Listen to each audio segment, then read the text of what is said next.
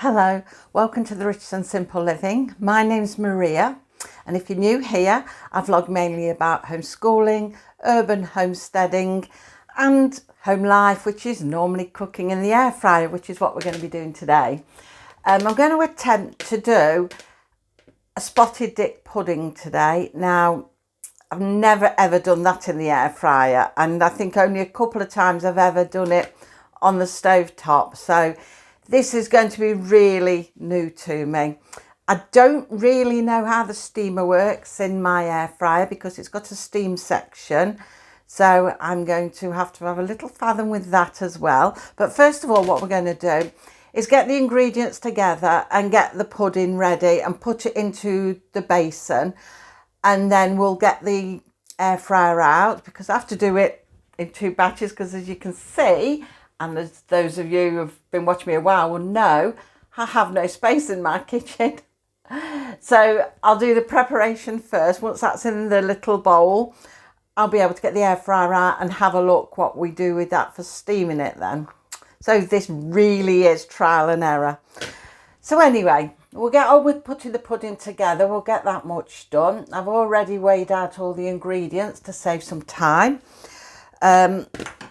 We've got 4 ounces of self-raising flours. First of all, we're going to just put all the dry ingredients in. So we've got 4 ounces of self-raising flour. We've got 2 ounces of suet. Now I'm using the vegetable suet because we've got vegetarians in our family. But you can use either of the suets, the beef one or the vegetarian one. Then I'm putting in 2 ounces of sugar. And now you can put 2 ounces of currants in, and 2 ounces of currants and 2 ounces of peel, or you can just put the 4 ounces of currants in. But I've done a bit of in between because I thought, 4 looks rather a lot for a small 1 pint pudding basin. So I've gone with 3 ounces of currants because we don't want too much in there. So we'll put that in. We'll just give it all a mix round.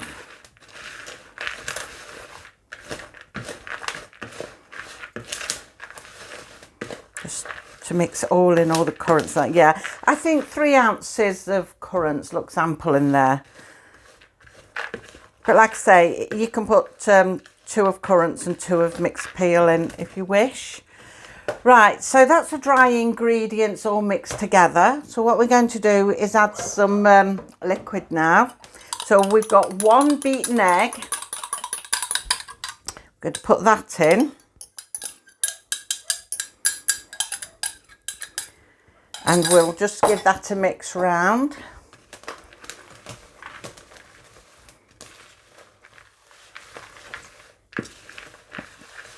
We'll just mix that up. And then we're going to add some milk. It says 3 or 4 tablespoons, but to sort of, so it's got a nice consistency. But I'm just going to put a little drop at a time in. I'm not going to mess around with tablespoons and things like that. I'll just judge it.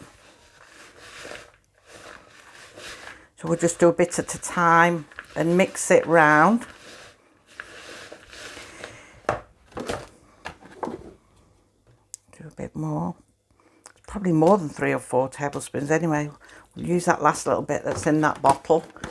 We may have to get more. Maybe enough. Hopefully time we mixed it all in. Yeah, that'll be nice. A bit sloppy actually, probably got too much. But I always find if you do go overboard and have a bit too much of something, you can always add a bit of extra flour in. It's not going to hurt it. So I think that's what I'm going to do with this. I'm just going to put a tad of extra flour in because I think I've done it a little bit too runny. I mean, I'm following a Biro recipe and it says for dropping consistency. Well, yes, it'll drop, but I think that's too runny. So I'm just going to nip behind you and get some flour. Can find my flour. The one I want's always right at the bottom of the pile. I have all different flours, and the ones that are open I tend to put one on top of the other. And when I want it, it's always right at the bottom. So we'll just put a little bit more and thicken it. It's not going to hurt at all. I do this with lots of things. Well, it wouldn't hurt it if I was doing it on the oven. I don't know about the air fryer, but that remains to be seen. But I do the same if I'm making custard. You know, if I want it thicker and it's not thickening up, I'll add extra custard powder to it. And it's the same if I've done it in reverse and I've got it too thick and I need to loosen it up a bit, make it a bit thinner, I'll add more milk to it. And nothing ever seems to affect it. But then if you look at different recipes give you different amounts anyway. So there's plenty of leeway in it all, I think. I think that's a bit thicker now. Yeah, that's certainly a lot thicker. I might just put a tad more, but I overdo things, me. My favourite phrase is one for luck. That's normally a good heaped one. Yeah, that will do it. I won't put no more than that in. That's definitely done it. I can feel the thickness of it. So yeah, if it does a bit too thick, put a bit extra milk in. If it's too runny, just put a bit more flour in. That thickens it up. Put that to one side. So now we're going to put it into the dish. So I've already greased a 1 pint dish. Well, I think it's a 1 pint dish. But we'll put the mixture into it. Get that in. Just hope it doesn't rise too high for the dish. Put that in there. There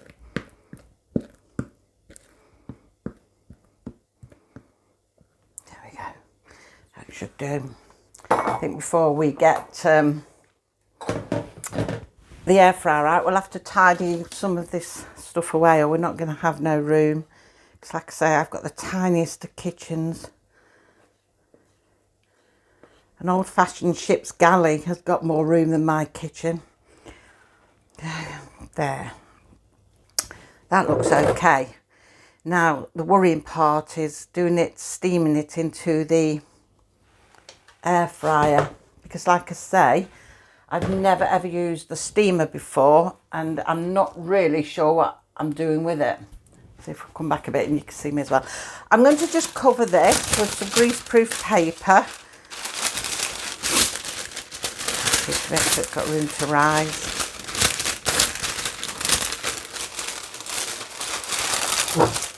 And we'll put a bit of foil over the top of it as well because greaseproof doesn't really stay on. It bounces off, as you can see. It's a pain for that.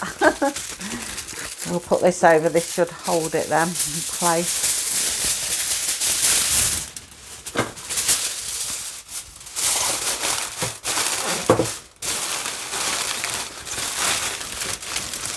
When they do, I'm smiling at them. The eldest daughter's behind me looking what I'm doing. Right, we'll just do it loosely so it has got room to rise. It all sounds very professional, but whether it'll turn out that way is another matter.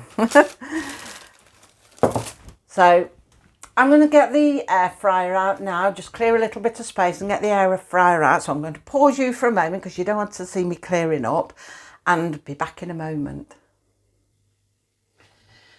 Right then, I'm back. I put steam in. The booklet didn't actually tell you how much to put in, so we just put it up to a ridge. There's like a ridge in it. So we put it to the ridge. I was very surprised there's no mark on it. But we filled it with some like distilled water out the kettle that's cooled. You can see it in the top. I hope this works out. I've never done it before. I don't even know for sure what sort of cooking times and temperatures to have it on. So I'm guessworking that as well. I'm going to go with the average temperature of 160 degrees centigrade. That seems to be what a lot of sponges and things I do take. You know, I think I'm going to have to press that down a bit. I've got a nice big pan, but the trouble is, I I'd like it to be higher. As big as it is, but a bit higher. So what we're going to do, we'll guess at this. So we need to find steam, which is the top one. Oh, it doesn't seem to have any temperature settings on that. It just goes for 100.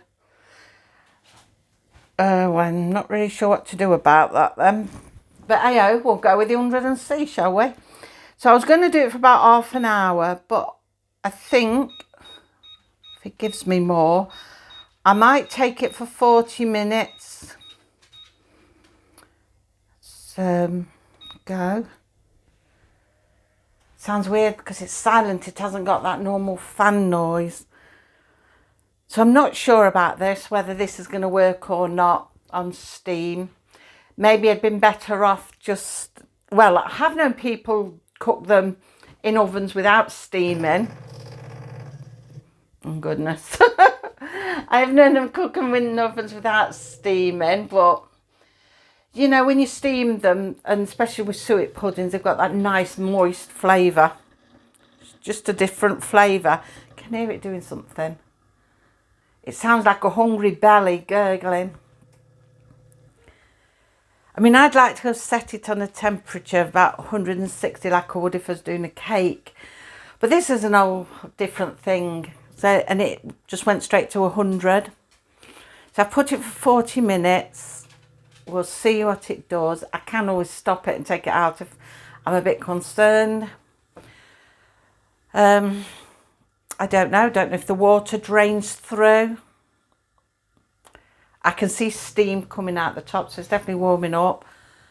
I mean, I'm wondering whether I should have just sat it in the water at the bottom, because it's a pan, the water can't go anywhere, whether I could have just sat it in there and cooked it at the 160, I don't know. If I had another air fryer, I'd have tried it both ways. I've only got the one, and I certainly haven't got room for another one. So we'll see what it does. I'm going to leave it to gurgle and drain, and I'll see, keep my eye on it, see what it does. If it doesn't really do anything at the end of it, what I might do then is perhaps just pop it in on normal air fry and see what it does. Maybe even sit it in a bit of water. But we'll see what this does first. We've got to try, haven't we? We've got to try. So I'll be back in a moment. Right, the pudding is beeped. It's been in for 40 minutes. So we're going to have a look what it's like. I've not smelled it cooking the whole time. I've not smelled anything. So we'll take it out. Oh, pull the foil off it. It's a bit high, that's the trouble. I'll bring you down so you can see what's been going on in there. Just drag the thing off. Well, it's risen. It's not brown, but what I'm going to do, I'm going to poke a knife into it and see if it's cooked in the middle. If it hasn't, I'll perhaps put it onto air fry for a little while. Oh no. You can see it's quite runny. It hasn't really done anything. So I think what I'm going to do,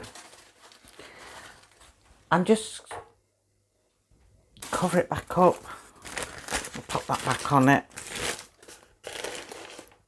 Loosely, very loosely. And we'll pop it in to air fry. Because I've steamed it quite a lot and there is water in the pan in here, I don't really want to put any more water in. So we'll pop it onto air fry, I think.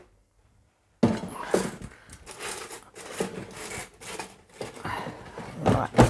Can you see? Shall I bring you up a little bit? So this is going to be the longest cooking pudding on record. Much quicker on the stove, I think. Or if I'd have air fried it in the first place and maybe put a little bit of water in or whatnot. Let's switch it on then. We'll go to air fry. We'll go for the 160. Because that's a much higher temperature and I don't think the other one was high enough. We'll just do, I think, 20 minutes because it's already risen. And we'll switch it on. And we'll see what that does for it. There's plenty of water in the basin itself anyway, where the steam's brought it through. So that shouldn't be too bad. And well, like I say, we'll just air fry it now. If that works, I think in future maybe I will just do it that way, pop it into air fry, maybe put a little bit of water in the bottom just to get that bit of steam effect going. So it's a bit of a moister sponge, you know, without being a soggy sponge. But we'll see what this does first. It all depends what this does. So we'll come back to it again in 20 minutes. So it's beeped again. Let's have a look what it's done now on air fry.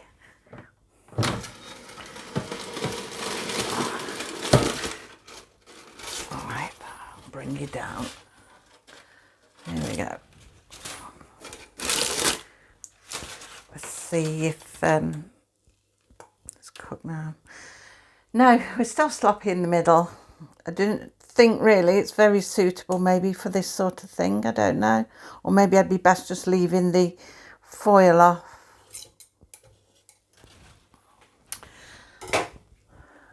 I'm not sure whether to have another go, just sling it all away, start again, or just not bother with it.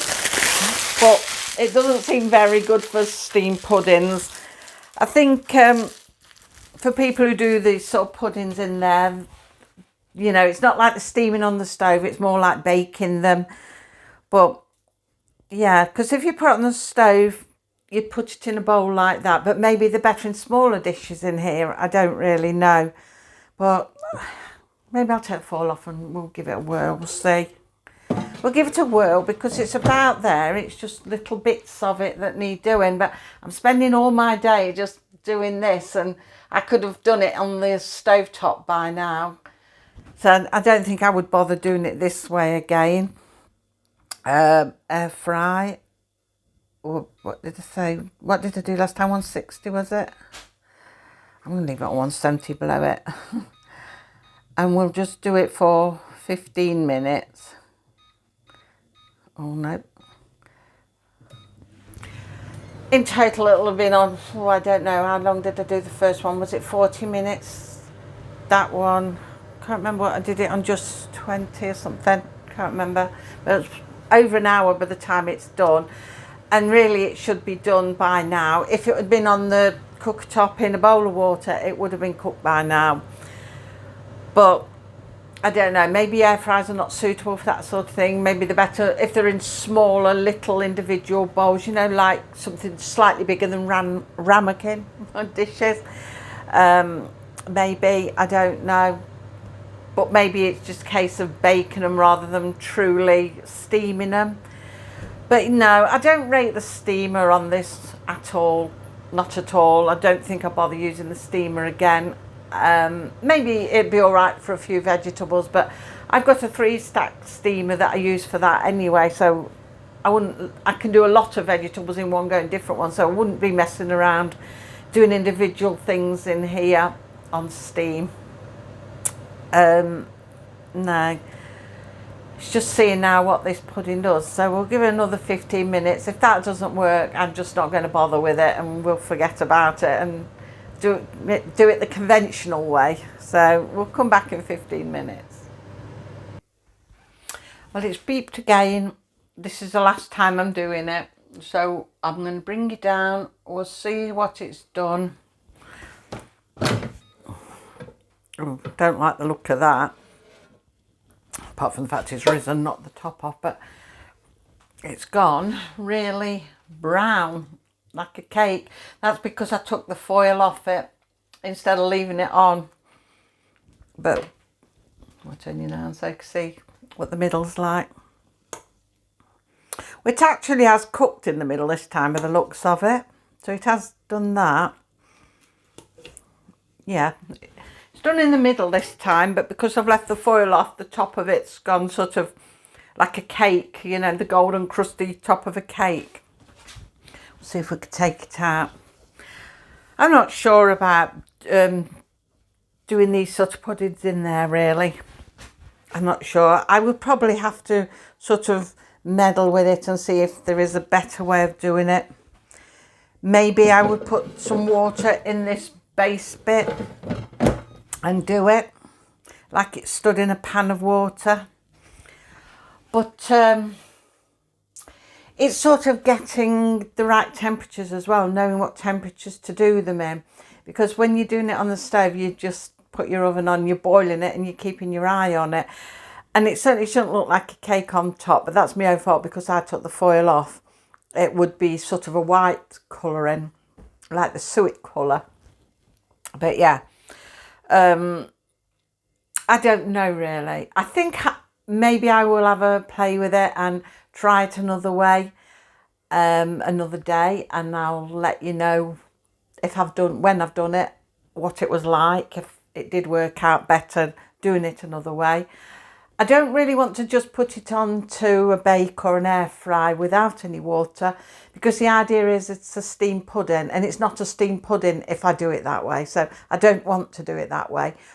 I want to try and do it with the steam. So the only other way is if I can put a bit of water into the base of them. Not sure how much water I'd put in, but enough so it didn't dry out, I suppose. But that's experimental. But yeah, if I put a bit of water in and stud it in with the foil over the top, bit of greaseproof and foil, and see then, again, it's down to the cooking times, you know, getting that right. Maybe I would go for a 160. I don't know whether being in a bowl, whether it needs to be a bit higher, I don't know. But then if I'm putting cakes on that, they're sort of built up a bit anyway, and they work on that. So maybe I'd go with 160 and then just adjust the timing, do a bit at a time. We'll perhaps go, I don't know, half an hour, 40 minutes first and take it from there, see how it was turning out. But I definitely won't use this steamer bit on top again. That definitely doesn't really do for puddings. I don't know if any of you have done it like that. If you have, please let me know in the comments down below. Let me know how it's worked out for you, and you know where I've gone wrong, what to do with it. But I think I may have another go at it one day in the week, and I might see about doing it like with water in the bottom and see if it steams that way. And failing that, it's back on the stove. Because you can't beat the good old traditional ways. But a lot of things do really well in here, but I think it's just getting it right. Or maybe there'll be some things that just will never be as they should be in here, because they're just not made for that. So I don't know. But anyway, it's hot at the moment, so I can't give it a taste test. But I might see if I can turn it upside down on a plate, and that'll cool down quicker. So we'll come back to it in a moment and have a little taste test. Well, we're going to try and cut a little piece off, and we'll see what happens, what it tastes like. I'm not going to do custard with it. Not now, it might not taste very good. But normally I would. So we're going to cut down it. Just take a tiny slither out of it for now so we can see what it's like.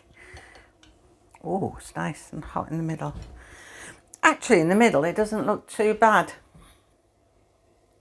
Looks quite nice in the middle.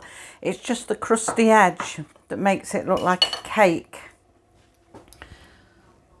But we'll have a taste test, see if it does taste like a spotted dick. So it's mainly the spongy bit that I need to see what it tastes like.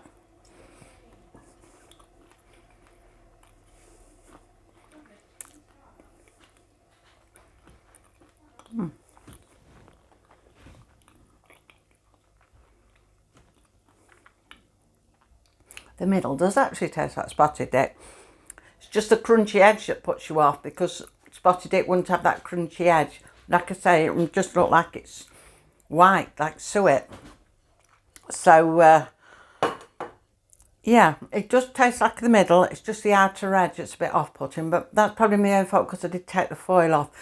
But I think I need to find a better way of cooking it. The steam bit isn't any good, I don't think, for that sort of thing. I'm going to have another go doing one.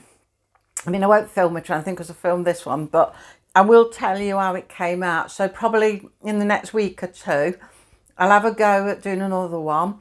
And I'm going to try it with a bit of water in the bottom of the air fryer. And I'll do it on air fry. And I'll see if that makes a difference. And I'll keep the foil on. And I'll see if, you know, that gets rid of the crunchy edge. If this hadn't got the crunchy edge, it would be fine. But it's that I need to get rid of. And obviously a quicker way of doing it, because that was too long, and an air fryer shouldn't take me that long. So yeah, I don't know if I'd say it was a success or failure. A bit of a failure, I think, because it didn't do how I wanted it to do. But a success because it actually has cooked in the middle, and it does taste like it in the middle. So the outside's a failure and the inside's a success, if you could have it that way. But yeah, I will try and do it again. And if you've got any comments or any suggestions, if you've done it yourself or pudding similar, drop them in the comment box down below. It'll be really helpful, and I could perhaps have another go myself and do it and let you know how it's turned out. But like I said, I will try again, because I want to see if there is a way of perfecting it, and maybe by putting a bit of water in the bottom will be better, because it'd be more like being on the stove, you know, when you put your basin in the water. So I might try it that way. But I did want to try the steamer, and I don't feel it's suitable for puddings, but maybe you've had success with the steamer doing it that way. If so, please let me know. I would love to, you know, hear from you. So thank you for watching. And now I'll see you next week, hopefully on Tuesday. And we'll be back with just a family life vlog next Tuesday. And then the following, like a week today, following Friday, it'll be another air fryer. If I'm not calling it air dryer, now it's air fryer. I can't even say the word. So we'll be back with one of those a week today. So until then, have a good weekend and take care, everybody. Bye.